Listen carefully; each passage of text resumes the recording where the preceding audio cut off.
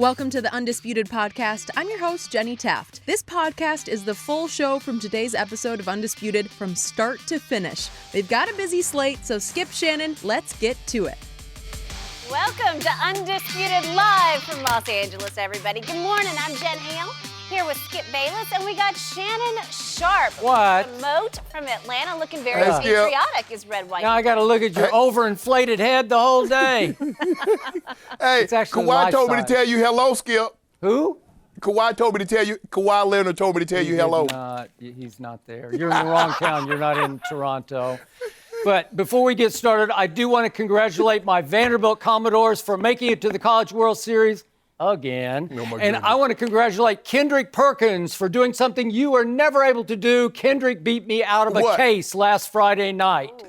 You didn't have the guts to take it, but he did. Way to go, Kendrick. You know I owe what? you. I've been kicking myself all weekend long. Like I had him across the fire, and I let him go. Well, you did, because you did not have the courage of your convictions, as I'm about to have once again. Thank you very much. Oh, really? Yes. Oh, here we go. Okay. Well, we're about to find out how much conviction you have. Okay. You know he is never short on predictions or scoop. All right, let's get to tonight's must-win face-off for the Warriors. They are one loss away from elimination. However, is help on the way? Kevin Durant practiced yesterday for the first time since straining his calf a month ago. He's now listed as questionable for Game 5 tonight in Toronto.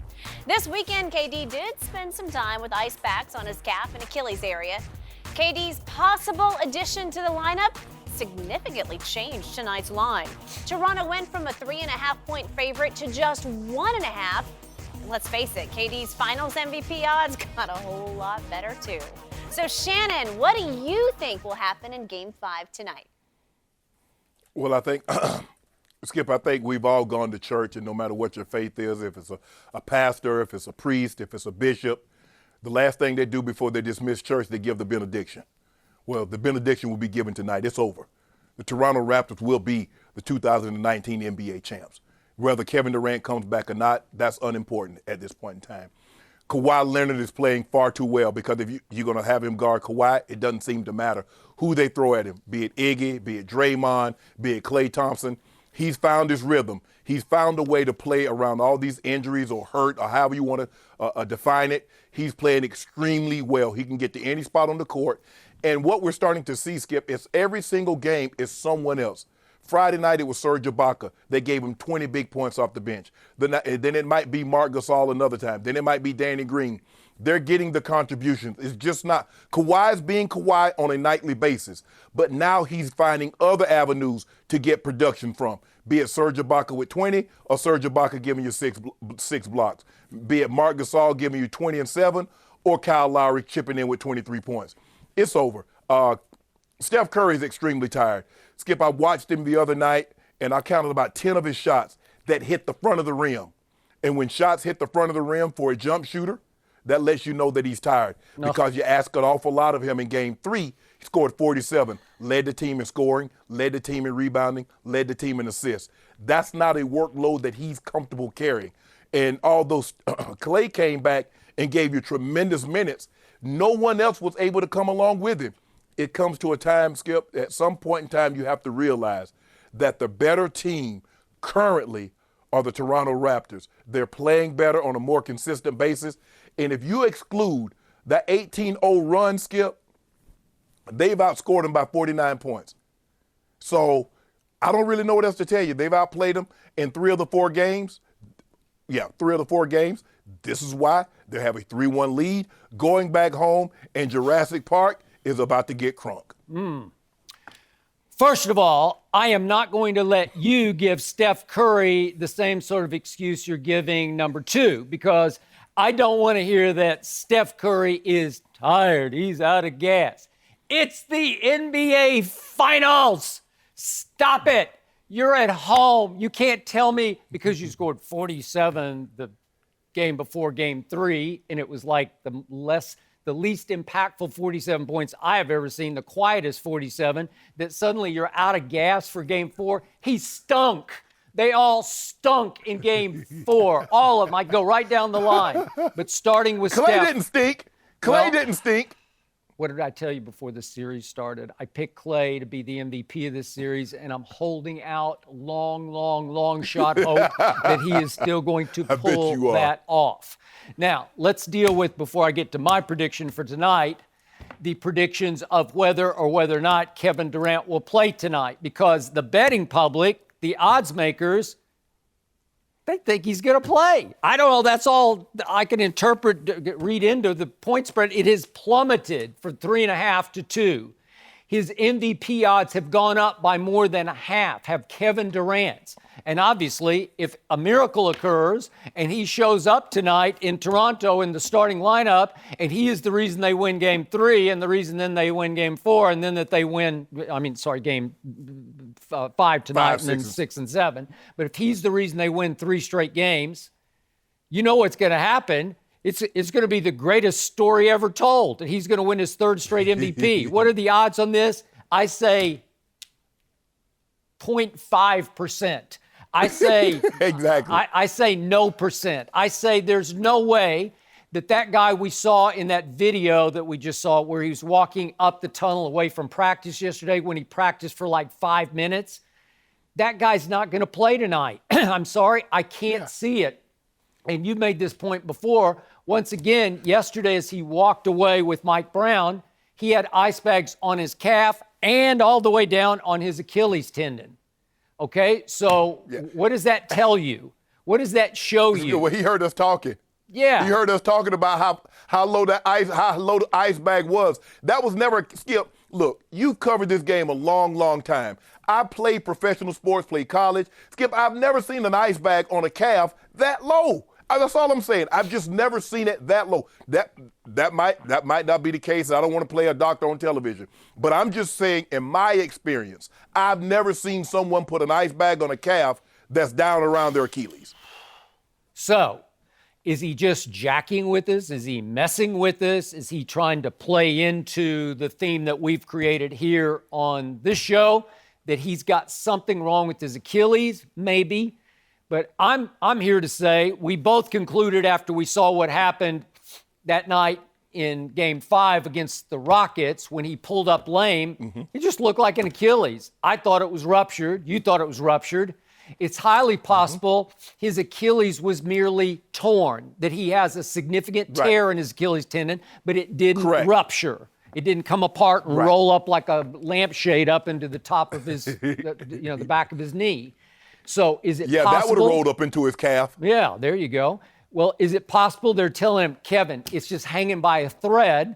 You just can't risk this. Yeah, it's highly possible.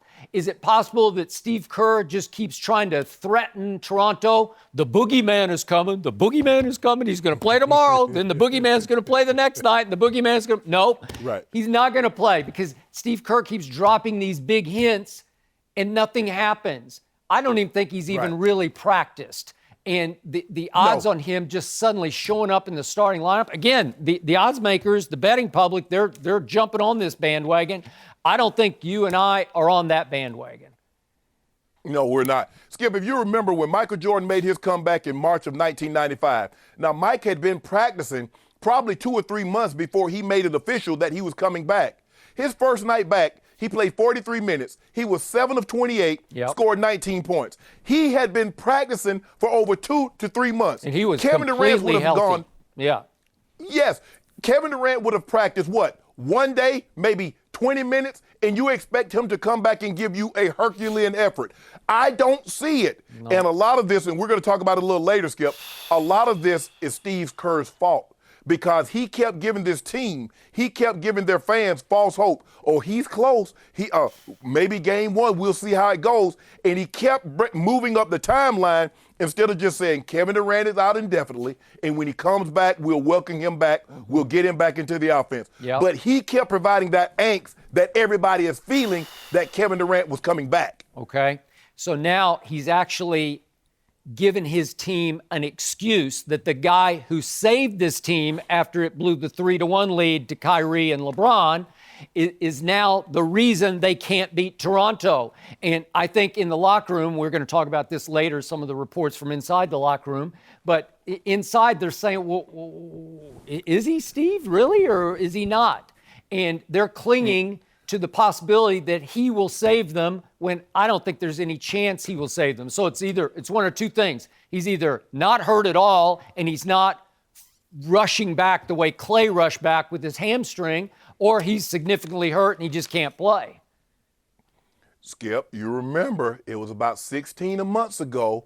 There was a very, very similar situation that you're very familiar with.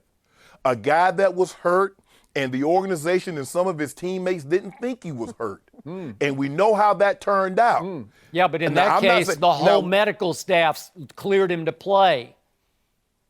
Has Kevin Durant been cleared? He has been listed as questionable. Is that cleared to play? But here's the thing. In the article, if you read it, Skip, everybody keeps saying, well, when is he going to come back, or when is he going to come back, or someone says this, the players are saying that, but the athletic trainer hasn't cleared him. Well, if the athletic trainer hadn't cleared him, why is there angst? Why are you so concerned? Because he hasn't been cleared, which leads you to believe what, Skip?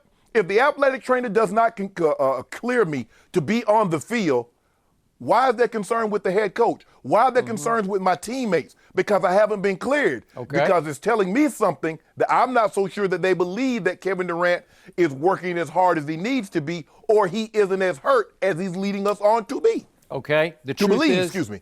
I don't know. I don't think you know. I don't think anybody knows for sure. But this is what I do know. The truth is, to all of your opening points, this series should have been a sweep. Because if you really look hard at it, if you look at Game 2 in Toronto, if number 2 hadn't played so poorly down the stretch, and by his standards that we've seen in games 1, 3, and 4, number 2 played poorly down the stretch. This should be over because it was on a platter for him to close it out in Game 2 at home to go up 2-0. And remember what happened.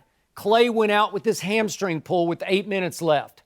Steph Curry down the stretch of Game 2, after he had dehydrated under the pressure, I believe, to live up to start Game 2. Remember, he had the nervous stomach issue. He doesn't even get up a shot down the stretch in the last 8 minutes. He goes 0 for 0 from the free throw line, 1 assist, and they go 8 straight empty trips from 5:39 down to 7 seconds left. And Iggy saved them because number 2 couldn't save Toronto, because Toronto had every opportunity to win that game because Steph Curry couldn't and Iggy finally did. Well, my point is, the truth is, Toronto outplayed Golden State in Game 2. They should have won that one, okay? So I look at the quarter by quarter. Toronto's won 13 of 16 quarters. And what did we see in Games 3 and 4 at Oracle? We saw remember, Golden State in this dynastic run has owned third quarters. What happened in the third quarter of Game 3 and then Game 4? Toronto beat them at their own game. Toronto beat them in Game 3, 36-31 in the third quarter. And then the other night, Game 4, and this was all-time pathetic, Toronto won the third quarter 37-21 and took the game and the series over. So what does that tell you about Golden State? That they can't even do what they've been doing. That they got out. They got out Golden Stated at Golden State, right?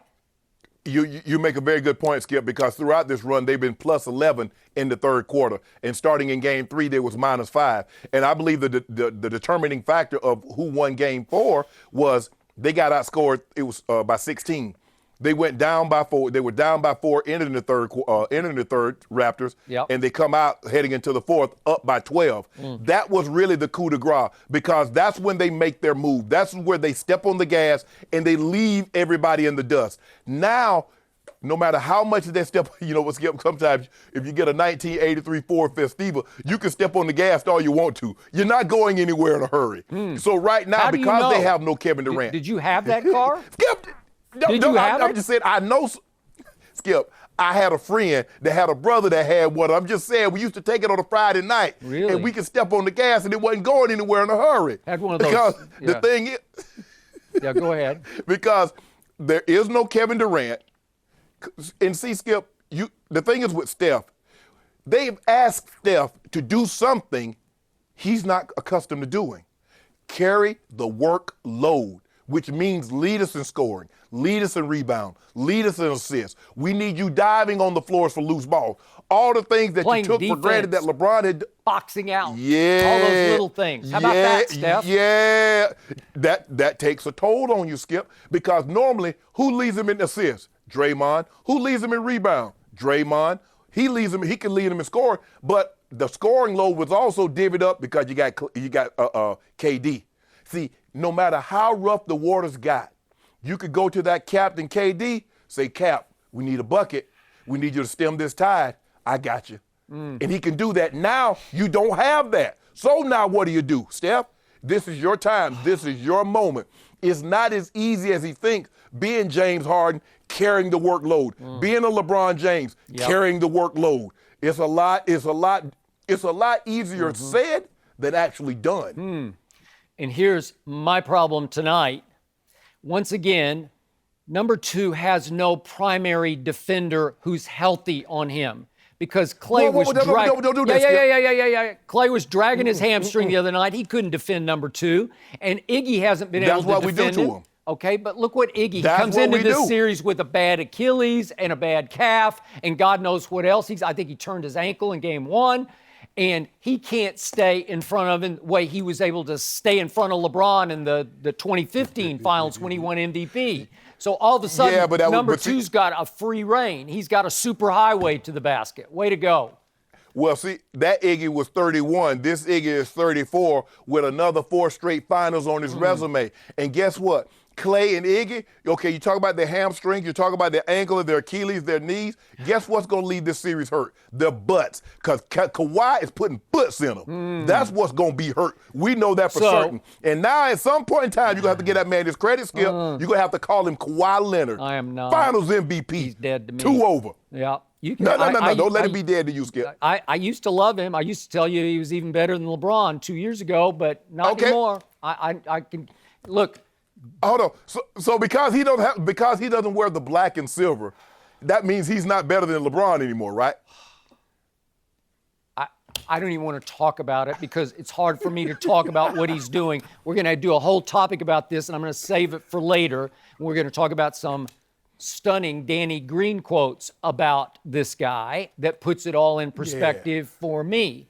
But the point is, you keep putting in the perspective of he's hurt. He's still hurt. He's been hurt for like 8 years since that he's been playing pro basketball. Stop. You're exaggerating. And you told me going into game 3 the other night, clearly there's cause for concern because he's not right. I'm showing you the Jordan Bell video where he blows around Jordan Bell and dunks it, and he says, but he had to regather himself. He had to blow.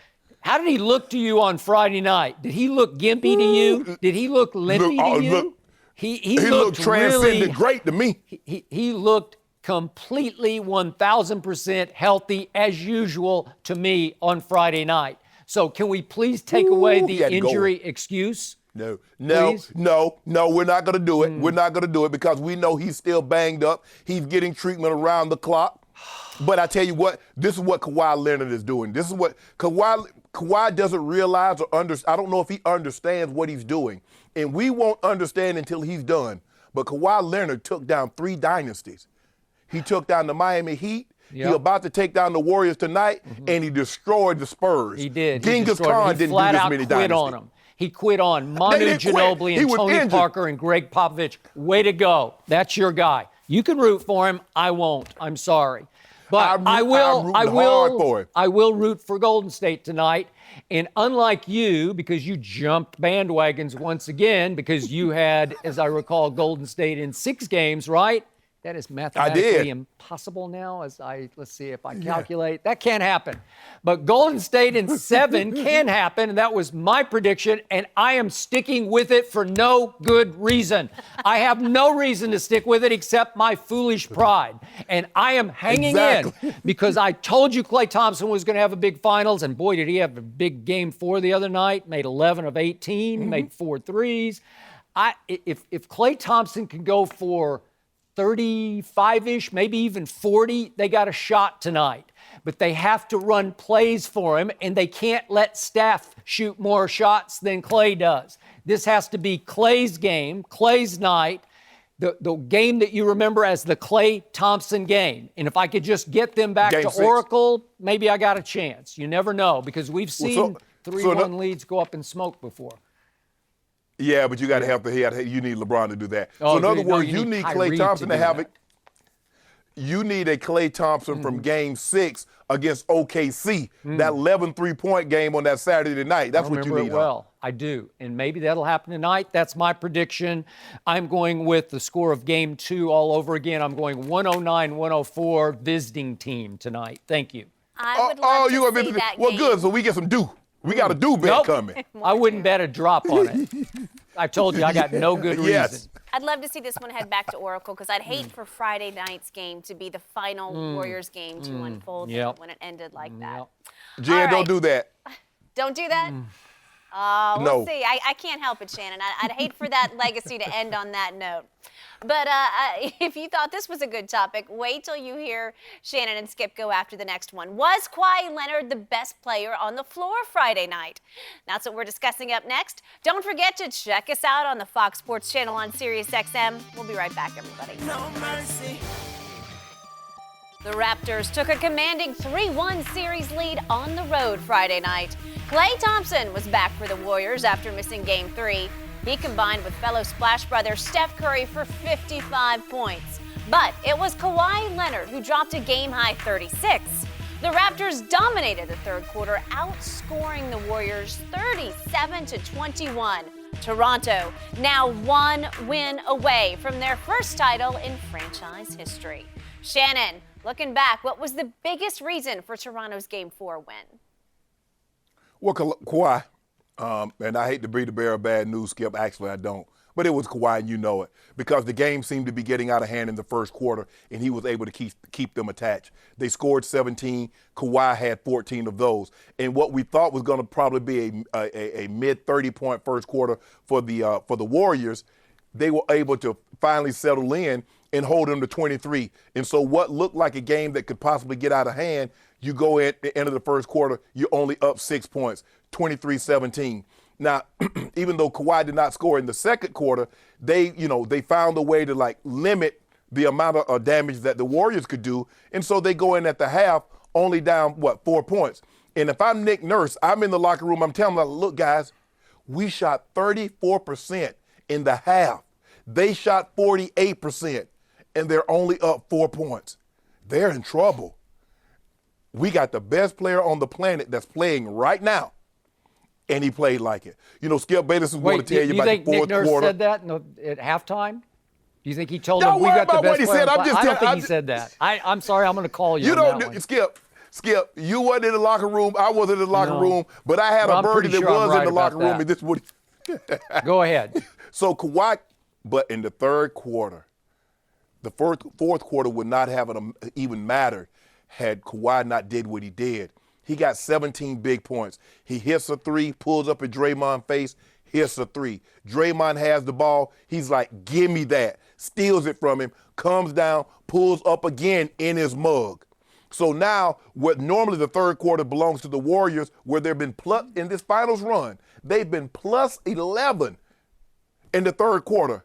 No, Kawhi said, not today, bro. So what started as a 4-point deficit going into the third quarter, all of a sudden is a 12-point plus going into the fourth quarter. And then you remember, Skip, every game they've had one guy to step up big. The first game, it was Pascal Siakam. Game 3, it was a couple of guys. It was Pau Gasol, it was Kyle Lowry. Even Danny Green chipped in.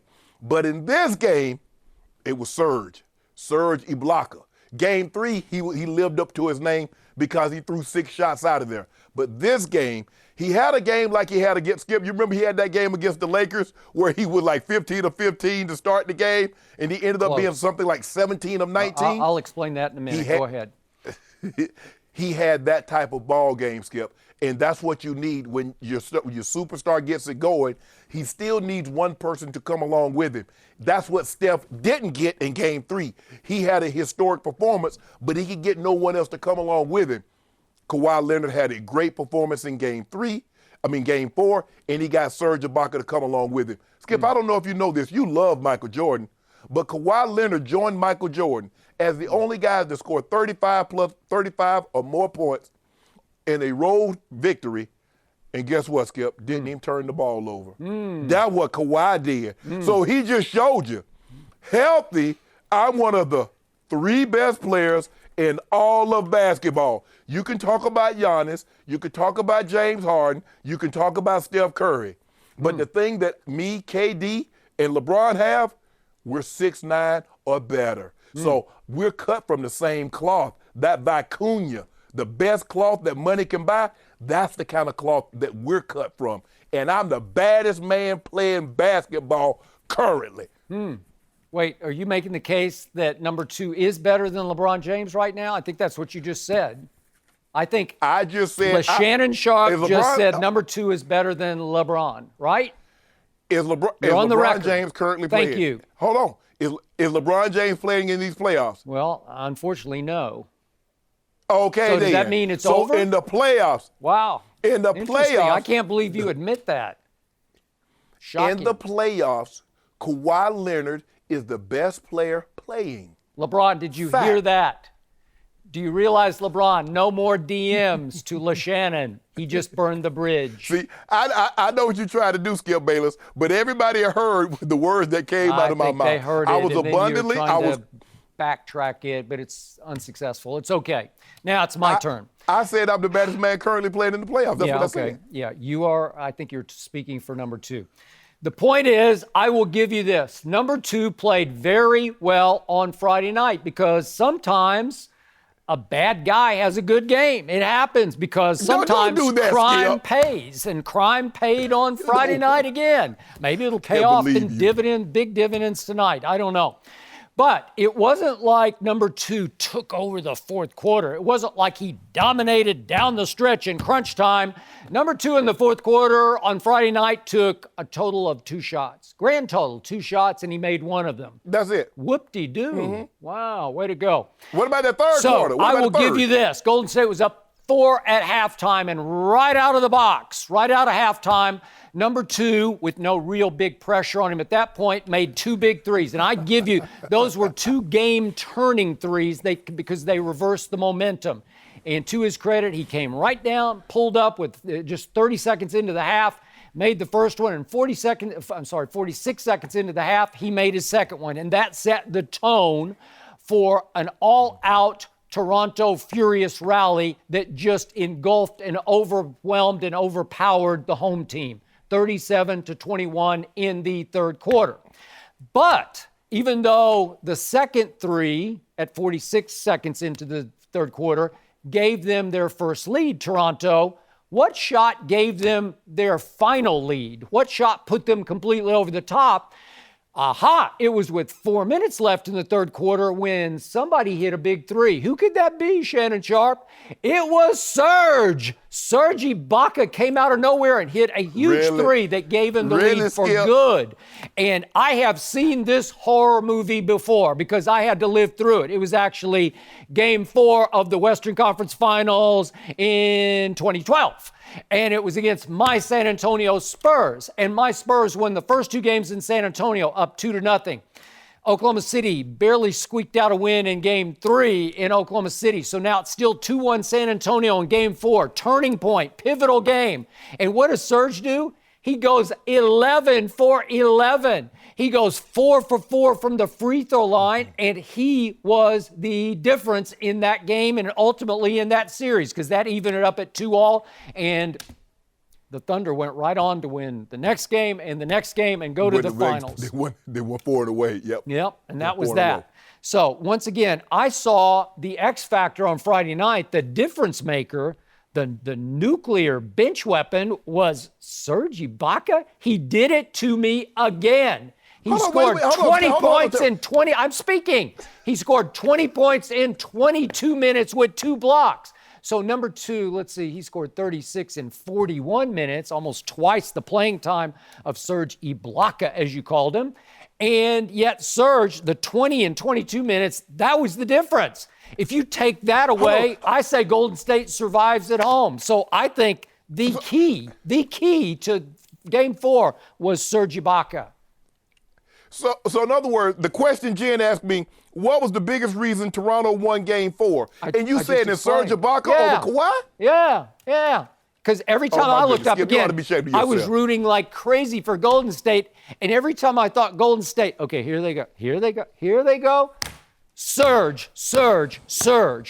Toronto surged because of Serge. And I give you that number 2 had a big third quarter. He didn't have much of a fourth quarter, but they all chipped in the fourth quarter. And every time they needed a key basket, it was Serge Ibaka. Are you kidding me? And if you want to know the God's truth of what happened on Friday night, Golden State lost that game more than Toronto won that game because Golden State came out like I thought they would. And they just seized control right out of the box, right, to start the game.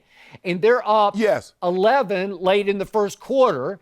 And you think, can they hang on? No, they're turning the ball over too much because every time DeMarcus Cousins touched the basketball, he just gave it to Toronto, right? He had 3 turnovers in the first quarter. You can't win like that.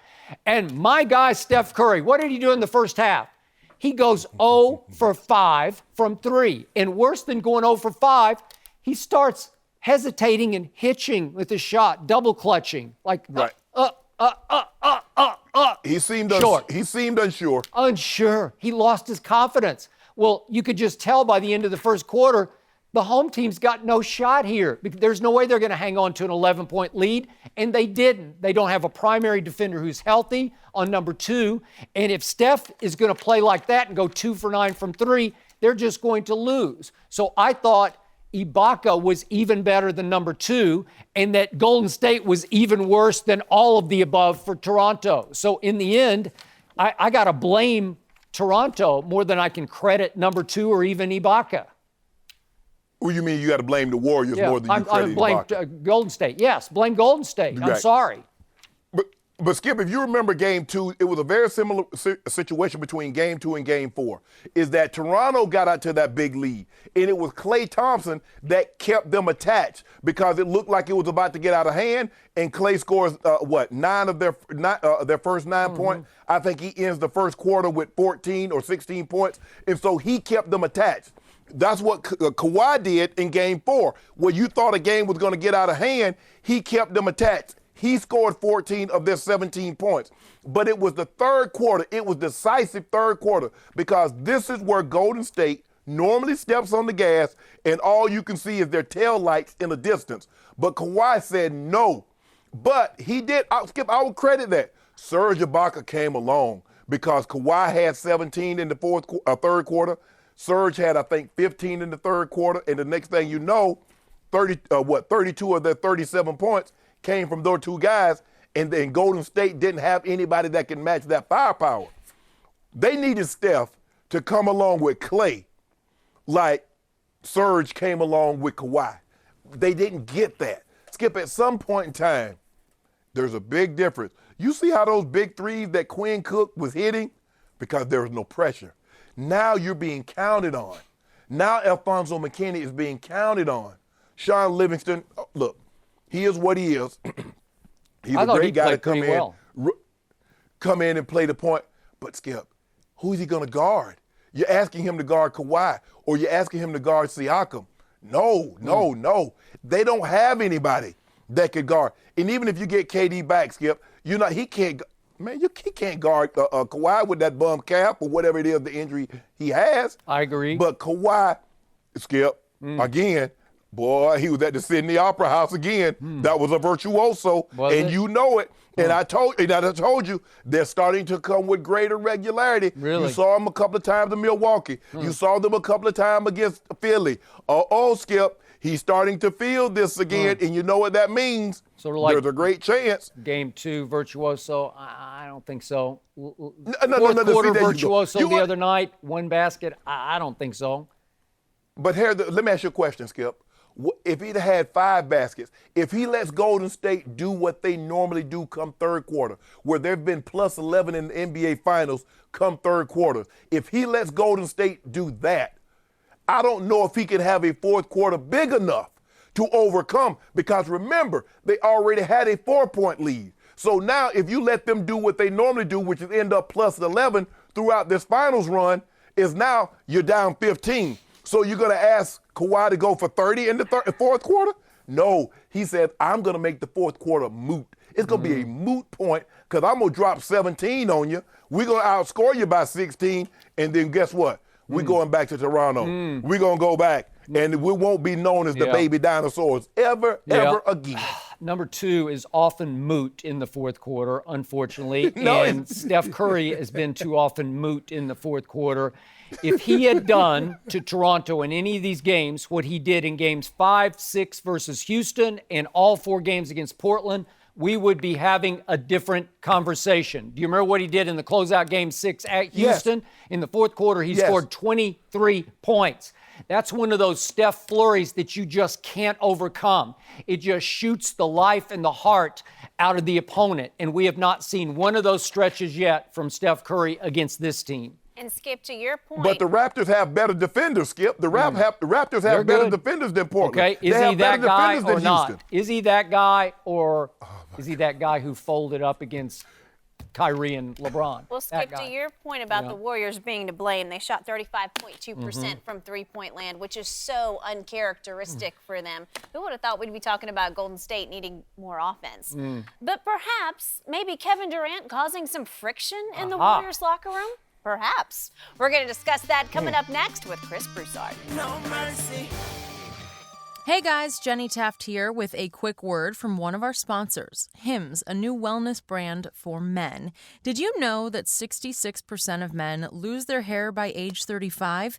The problem is, when you start to notice hair loss, it's actually too late. Here's the thing. It's easier to keep the hair you have than to replace the hair you've lost. So, do you want a bald spot to pop up, or do you want to do something about it first? Thanks to science, baldness can be optional. Check out forhims.com, a one-stop shop for hair loss, skincare, sexual wellness for men. Hims connects you with real doctors and medical-grade solutions to treat hair loss. No snake oil pills or gas station counter supplements. These are prescription solutions backed by science.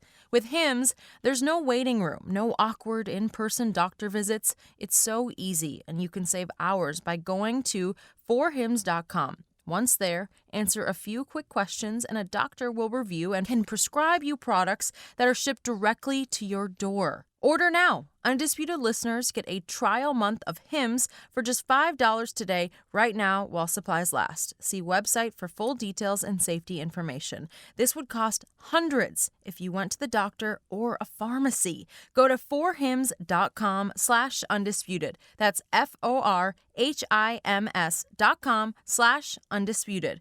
forhims.com/undisputed. Now, back to the show. No mercy. All right, back to the NBA Finals. Kevin Durant upgraded to questionable, but regardless, there could be a problem in the Warriors' locker room. The Athletic reports that KD's absence is, quote, causing a mixture of confusion and angst amongst several of his teammates that simply can't be helpful to their overall cause. The report adds other Warriors players were irritated after KD sat out Friday, while other players like Klay Thompson and Kevon Looney battled through their injuries. We are joined by FS1 NBA analyst Chris Broussard this morning. Happy Monday. Thanks for being with us. Great to be here. What do you think is going on with KD? Well, look, I'm not going to sit here and accuse Kevin Durant of sitting out when he's healthy. That's a heck of a charge to put on somebody unless you know for a fact. So I'm not going to say that. I think he's legitimately hurt. I've talked to some ex-players who've had this injury. And what injury? That's the well, problem. we think calf strain, right? And so I think if he can play tonight, he'll play. If he could have played in Game 4, he would have played. The article, as you said, implied that players and people in the organization are wondering that very thing. Is he working hard enough to get back? What I do know is this. These are the roots of that doubt. Number one, I have said on this show before, I have heard from players in the league that Kevin Durant has talked to players about playing in New York next year with him. Now, whether or not that's hardcore recruiting, hey, I'm going to New York, you want to come with me? Or whether or not it's lighthearted, hey, man, what you think about playing in New York next year? You know, whatever it is, that's been said to me by a few players. And if I've heard it, then you know the other Warriors players have heard it because people around the league talk. That obviously creates doubt. Secondly, you remember the first round against the Clippers when the first 2 games, Kevin Durant averaged 12 shots a game, took 8 shots against Patrick Beverly, who's a foot shorter. Steve Kerr came out, said, we need him to take 20 to 30 shots. Steve Kerr was not the only one wondering what's going on.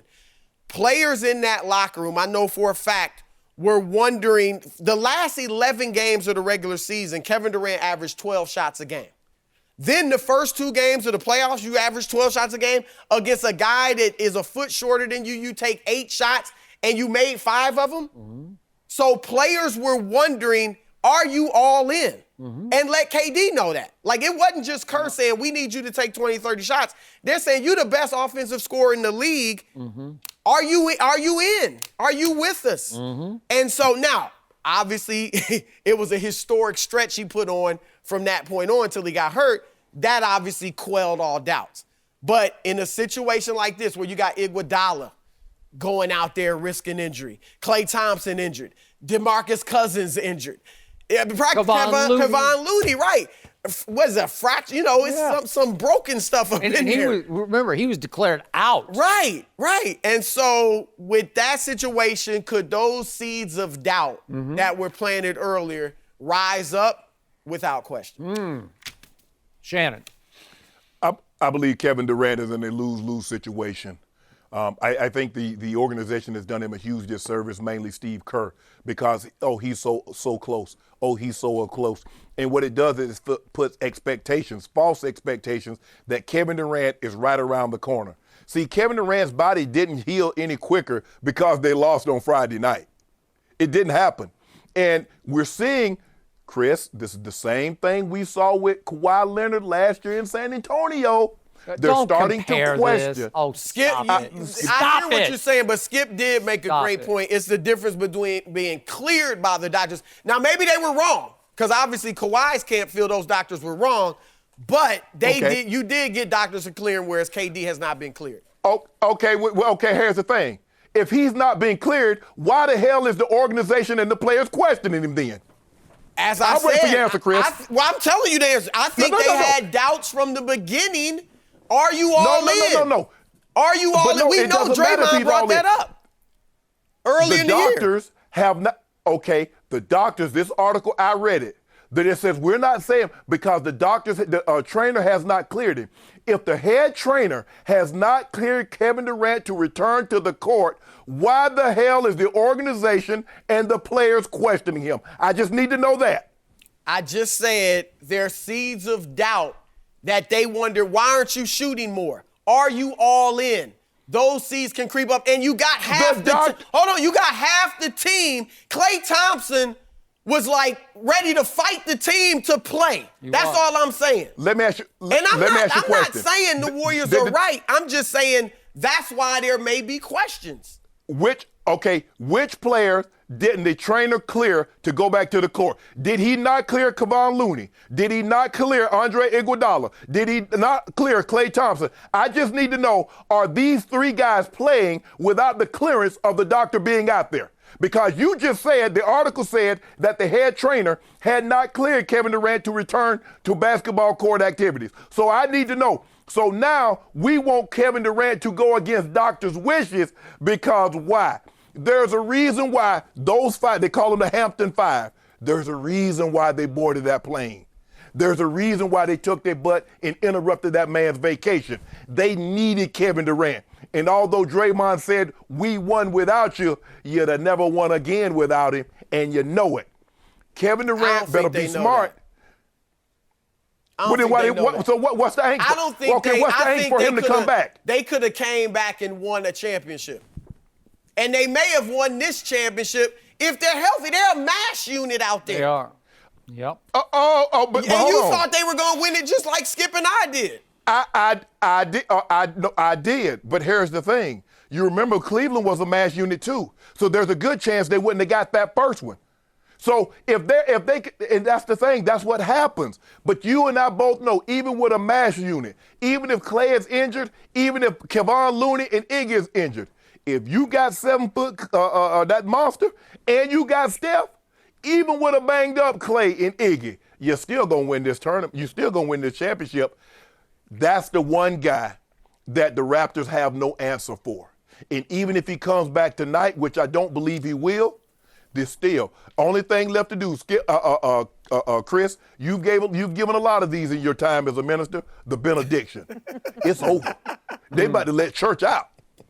Okay, well, I'm going to open up the doors to this church because there's a new label. There's a new label that just got placed on Kevin Durant. They have officially listed him as questionable, not doubtful, not out, not no label at all, because the previous games they wouldn't put a label on him. But they labeled him questionable, which would indicate 50-50 he could play, right? I mean, I don't know how He was questionable for games. I don't know how the NBA, I don't know how the NFL would define that, but it would be in that 50-50 range. It would mean game time decision. The betting public, the odds makers, they're saying, wait a second, he's going to play, because that spread has plunged from Toronto by 3.5 down to 2. That's a big sweep this late in the game, coming up to this game. And again, I think the three of us believe he's not going to play. Is that fair to say? I do believe that. Because we heard Jalen Rose's report that when he worked out, Thursday or Friday, it didn't go well. The reports yesterday were that he came out after the media left, which is understandable. They had a short practice, and he was the first one to the bus. Okay. So how much did he go back at night and work out? I don't know. Sometimes they do that. I don't know, but I don't see this hard, strenuous workout that will get you ready for a game. So to me, Steve Kerr has been playing games instead of winning games, because he keeps playing games with Toronto by saying, the boogeyman's coming back. He's coming back. The boogeyman's going to come. He's going to get you this night. No. He might get you. No. And to me, and Shannon and I keep surmising, because we see ice packs all the way down to his ankle, meaning it's across his Achilles tendon. It feels to me like he tore his Achilles tendon. He didn't rupture it. It didn't snap and roll up his thigh like a window shade. It's just got a significant tear that could rupture if you try to play basketball on it. And because he's about to be the biggest prize maybe in the history of free agency this side of LeBron, obviously, but he's a big one. Second right there. He's going to be a difference Shaq in maker for 96. somebody. Maybe. But was that 96? Wasn't that a trade or? No, that was a free. Shaq left. He left He Orlando. left. Okay, but the point is that this time he obviously needs to preserve. If his health is in doubt, then he's not going to risk it. But the problem is we don't know, and it sounds like his locker room isn't sure about what's going on with it. Yeah, I think they're just as confused. Yeah. I mean, Steve Kerr, I would imagine, is up to speed on everything. Are the players, though? Probably not. Like you said. Okay, but time out. Quick point. Remember, when I went through my situation with number 2 for that whole year in San Antonio, the organization had no idea what was going on, because he went for outside second and third opinions. And it was the second and thirds that kept saying he's got tendinosis, whatever that is. I don't even know what it is. And the Spurs staff is saying he's got a bruised thigh and it's healed. That's all they knew. That's an interesting point you brought up, though, because are the Warriors players wondering as well, why haven't you gone to get a second opinion? I haven't seen any reports that he went to get a second opinion. Well, maybe he is and we don't know it. Maybe we're hinging the questionable on a second or third opinion, right? Yeah. I mean, But if Skip and Chris, if all this is true, there's angst amongst the players and they're questioning whether or not the severity and are you doing everything you can to get back. If the organization feels that exact same way, how the hell does Kevin Durant go back to this situation? Look, right now, and we've talked about if they had won it without him, how bad it would look for KD. To me, he has nothing to lose at this point. If he's able to play. Now, I don't want him to go out there if he's injured and could really risk injury, especially going into a free agent year. But if he's ready to play, if he goes out for game 5 and they lose, even if he's not great, okay, he might get a little criticism, but he's not. For the most part, nobody's going to kill him. All he has is upside. If he plays well and they win. Every time they lose, he what wins. What happens if he ruptures that calf or whatever injury it is? I agree. So he does should have not something risk. to lose. I don't think if he's injured and shouldn't go out there and play, I would advise him not to go play. I'm with you on that. But I think this brings up the question of, does he go back there? I think he's probably leaving. That's everything you hear.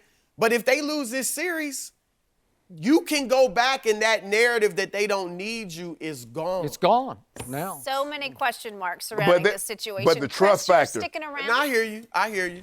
You're sticking around, so we're going to move on from this because we want to get your opinion on Steph Curry and his reputation. Has it taken a hit in the final series? We're going to discuss that right after this break.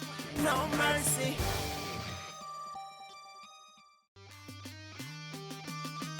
No mercy. The Warriors now just one loss away from elimination, and so much focus on Steph Curry. He scored 27 points on Friday, but just 2 for 9 from beyond the arc. However, to be fair, Steph's still averaging nearly 33 points a game in the finals. And yes, let's not forget, he's doing it without KD in the lineup. We are joined once again by Chris Broussard, but first, Skip, we're going to let Sounds like you somebody who wrote that lead is a Steph fan. That's just me, doesn't it? Those are just facts. Oh, She's really? just Yeah. saying the Statement of facts. There you go. I report, you decide. All right, Yeah. we're going to let you have first I don't crack know. at this. Has Steph been disappointing in the finals? I've long been a big Steph Curry fan, and I have been extremely disappointed by his overall play in these finals in key moments.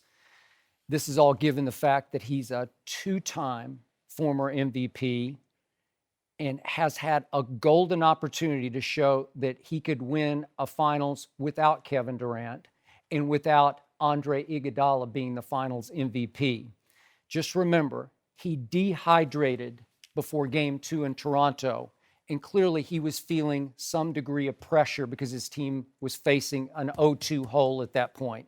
Clay goes down with a hamstring pull, 8 minutes left in that game, and I still can't get over the fact that down the stretch, the last 8 minutes, Steph Curry couldn't even get up a shot. He couldn't get to the free throw line. He had 1 assist, and they went 8 straight empty trips from 5:39 down to 7 seconds left when Iggy finally ended it and saved them with a 3, or they would have been swept in this series.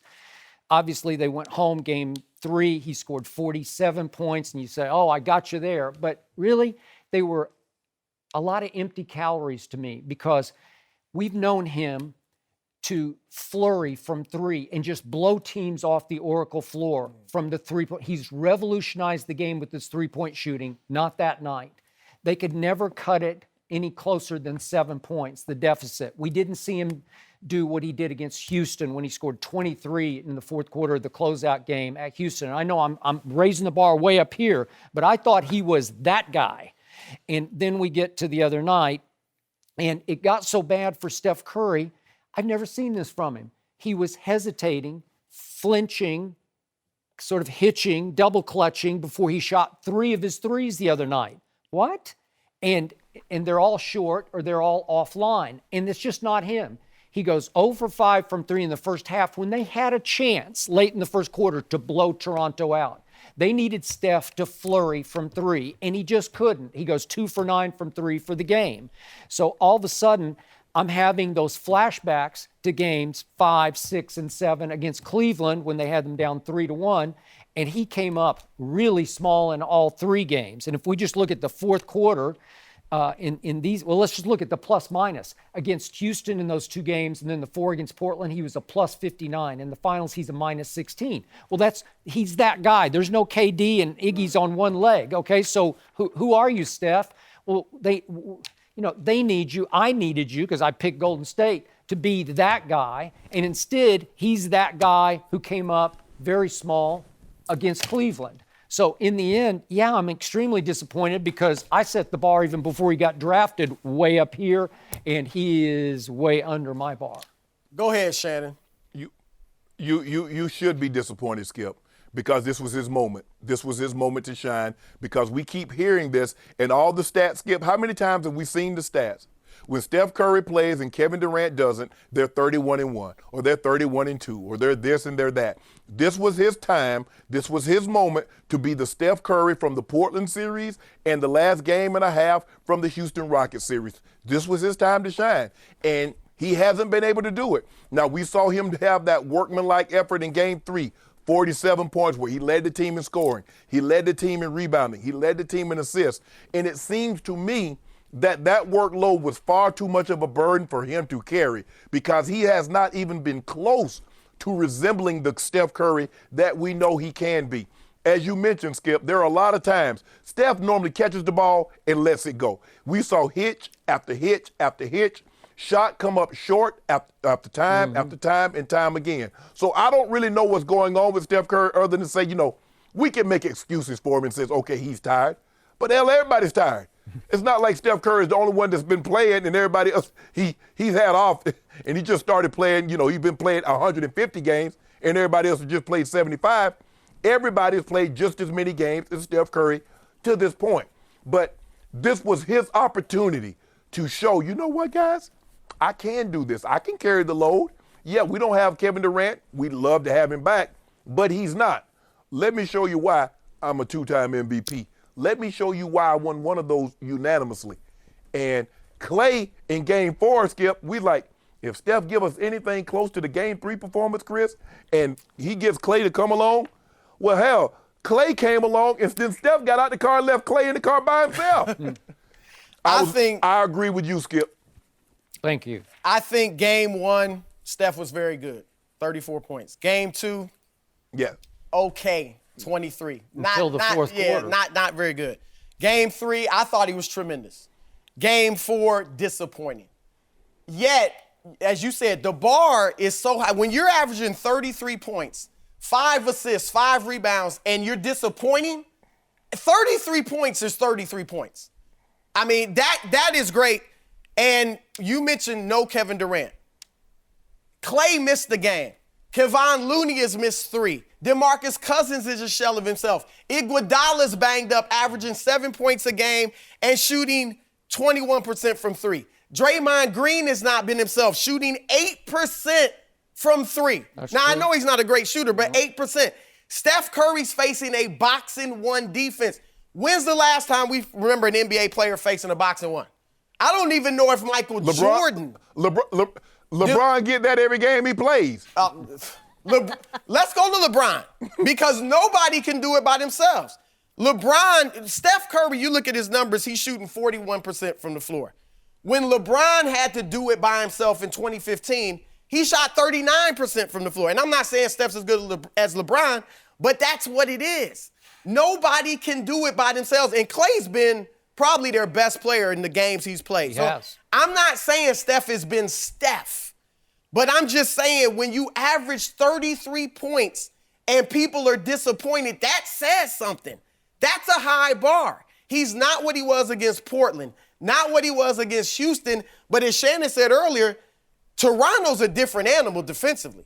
I mean, they got great individual defenders and they play great team defense. And then they're throwing up boxing one, and you mentioned not getting a shot off. I understand it. As somebody who played a boxing one defensively in high school and college, it's like being a cornerback, except in football, they can run a fly pattern and run by you. Okay, you can't do that in basketball. And know you got help. Right, No, you just totally face guard somebody and keep them from getting the ball. When did help ever help against Steph Curry? How did he revolutionize the game? Not Shooting enough, threes. But like you what I'm had saying help. is, even if it's Fred VanVleet, he can't block Steph's shot. If you told me they put number 2 on him and he just engulfed him out on the perimeter, but he can get his shot against VanVleet anytime he wants his distance shot. He has not had that 3-point blitzkrieg that you're talking about. I agree with that. And as Shannon was saying earlier, he's not going to be in the top 10 right now. He said if he wins this series, he goes top 10. But look, the reason Michael Jordan's the GOAT is because he's the only player that I can think of that never had a moment like this in the finals or even maybe in the playoffs. And whether it's LeBron against Dallas, whether it's Isaiah Thomas in his first finals, he had 4 games, he scored 15 or fewer points. Whether it's Larry Bird, 2 8-point games in his first finals. We've seen it time and time again from stars not be able to step up. And if his moment of not being able to step up, he still averaged 33? Okay, but remember. That says something. You can make stats do any dance you want to make them do. If you look at when Right. the money's on the table, in the fourth quarters against Houston and Portland, he shot 38% from three, which is pretty much what he does. In the fourth quarters of this finals, he shot 25% from three, which is not what he does. They need him to make the three ball. They need him to rise above the finals and say, I'm even better than number two. I'm a better star than he is in what I do. And that has not happened. Now, he had 10 points in game, and I don't even think he was good in game 4. But he had 19 points in the second half, 10 in the fourth quarter. Okay. They've just gotten beat. Like, I mean, we're expecting Steph to average 35 and win and shoot like 40% from three. That's a high bar. To be the difference maker. You know, why did you pick Golden State in 6? I'm sure you were thinking he was on fire. Steph and Clay, I didn't. And look, even when they won it in 15, they, as you say, Iguodala was the MVP, although I think it should have been Steph. Yeah. They had other players contributing. Okay. But we just saw Steph come out of the most devastating, dominating stretch of his whole playoff career in games 5 and 6 against Houston and those 4 against Portland. I'd never seen him play better. So I thought, okay, here we go, right? I'm going to give to, look, I'm not trying to sit here and say he's been himself, because it has been a bit disappointing. But I'm going to give Toronto's defense some credit for that, too. And then I think I think this is where Skip is most disappointing, is that he saw what happened in game 3. And he says, well, if he gets some help, he's going to be just fine in game 4. Well, Clay comes back and drops 28 and was magnificent. Yep. And then it's like Steph took a step back. We didn't say, Steph, give us 47, but you can't give us 20. You can't give us what you gave us in game 4. Yep. Give us 35. That is true. Give us 33. So he's saying if Steph gives us if Steph gives us what he's been averaging, which is 33, to go along with Clay's 28, now we might be having a different discussion, Chris. That's what the disappointment is that this is your moment to show, because you know what everybody's gonna say? Yeah, KD needed y'all, but y'all really, really needed KD, because I'm not so sure with LeBron and Kyrie in Cleveland, y'all were ever gonna beat them again, especially after they track you down from 3-1. True. Perhaps tonight will be Steph's night. We will find out. It better be. This evening. Warriors would sure appreciate it. Chris, thank you KDs. so much as always for being here with us so early on a Monday morning. We appreciate it. Coming up next, are Spurs fans missing Kawhi right now? Who wrote that? Imagine Skip would have it. You did writing not. this up? But we're discussing that. No mercy. Back to the NBA Finals, Kawhi Leonard has dominated, averaging about 31 points and 10 boards per game. He is now 1 win away from his second title. Kawhi is considered to be one of the best players in the world by many, just not Skip Bayless. But that wasn't always his career trajectory. Danny Green has been Kawhi's teammate for 8 seasons in Toronto, but first in San Antonio. Green says when the Claw first came in the league, he was, quote, a science experiment. Green added early in his career, when he first started coming into his own, there was a lot of, where the F did this come from? Coming into the league, he was a defensive guy, and he became a one-on-one offensive guy who could shoot the ball from 3. When he started emerging, I think teams were like, wow. So Skip, you are a lifelong Spurs fan. Mm-hmm. Is this how you saw it unfold? I wouldn't go lifelong, but since the 80s. But 80s. anyway, yeah. Shannon Is this how you Sharpe. Skip it? Is this how you saw it? I am so happy that Danny Green said exactly what I have been trying to tell people for weeks on this show. Yes, the Spurs took him much higher than anyone else would have. They took him 15th overall because he was seen at San Diego State as little more than a defensive specialist who could not shoot. So his rookie year, the Spurs paired him up with, who have I told you about, their shot doctor, Chip England, their assistant. What? What are you saying? Claw? You're just That's quote. That's what you do. The shot doctor. Okay. But he is the best in the business. And because there was a work stoppage that year, before and after, it was plenty of time for him to have his shot, as Danny Green said, completely rebuilt. Then here came Tim Duncan, Manu, and Tony Parker, and they slowly but surely brought him out of that shell that he lived in. They taught him how to win, how to be more confident in his shot, and they encouraged him to become, what did Danny call him? A one-on-one offensive guy. Aha, he was. They did all that. Then how did he repay them for all that they did for him? How lucky was he to get drafted by the Spurs with that shot doctor coach and those 3 future Hall of Famers? Extremely lucky. And he and his uncle repaid them by quitting on them that last year. Because he had nothing more than a thigh bruise. He completely exaggerated that injury because his uncle took over all of his business and professional affairs and wanted him out of San Antonio. So he quit his way out of town. So again, 2 years ago, I was his biggest fan. On this show, I said many times to you in the playoffs 2 years ago that he was the guy. He's playing at a higher level than LeBron James is. I loved that guy. I used to call him Kawhi Leonard.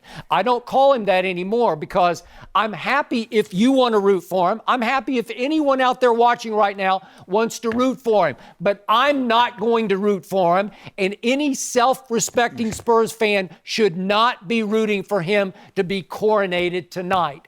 Thank you, Danny Green, for putting it in perspective. Skip, but here's the thing. Basketball, more so than football, is that they draft on potential. And when they took him, obviously they saw potential because if they had known this, they might have would have taken him with the number 1 overall pick. But Skip, you said something now. He got drafted in the lockout year. Am I correct? Mm-hmm. So he only got 7 days to work with the guru shot doctor that you told me to tell everyone about. It was intensive. So what he did, he went home and worked endlessly, tirelessly on his own to get better. Now, what we saw from him is that before the seasons before he won the Finals MVP, he averaged less than 10 shots per game. You tell me the offensive player, you tell me the guy that we think of as a great player that shot the ball less than 10 times a game.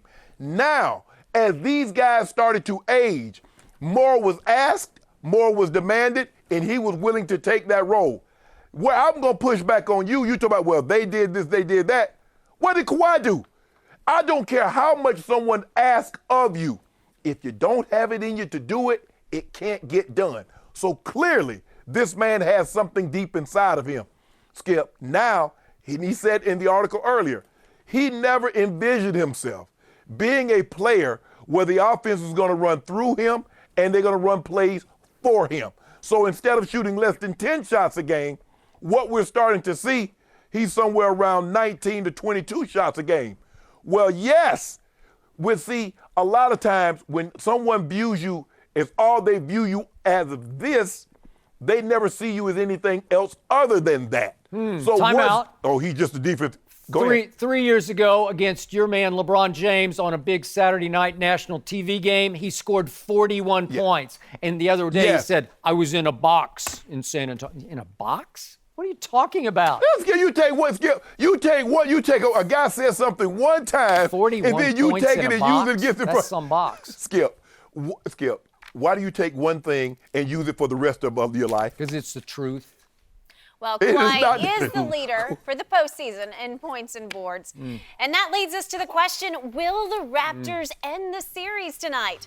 We're going to make some picks up next. No mercy. The Raptors now 1 win away from their first title, and they're favored by 1.5 in Game 5 tonight. But KD is questionable after practicing yesterday and could be back for the first time in a month. Shannon, what will the score be tonight? I do have the Raptors winning tonight and Kawhi Leonard being coordinated and taking his rightful place, receiving the Bill Russell Finals MVP award. This will be a very hard-fought ball game. The Warriors will not go down without a fight. And the biggest thing for the Raptors is withstand the surge early. And I believe the final score, Skip, will be 114 Raptors, 108 Golden State. I am sticking with Golden State, unlike you who picked Golden State in 6. And I, for no good reason, am going to pick the Warriors to win tonight at Toronto. I have 109-104, the same score that they won Game 2 at Toronto. This will be Klay Thompson Memorial Night. He will light it up, and you will remember it forever. We will find out soon. You better hope so, Skip, because it was been a struggle for them to score points. The Raptors get whatever they want. Gentlemen, excellent stuff today. That's Let's going to do go, it for us. Claw. We're back tomorrow at 9:30 on FS2. No mercy. Thanks for listening to the Undisputed Podcast. I'm Jenny Taft. Join us again at the same time tomorrow morning, 9:30 Eastern. We'll see you then. Fox Sports. One of one.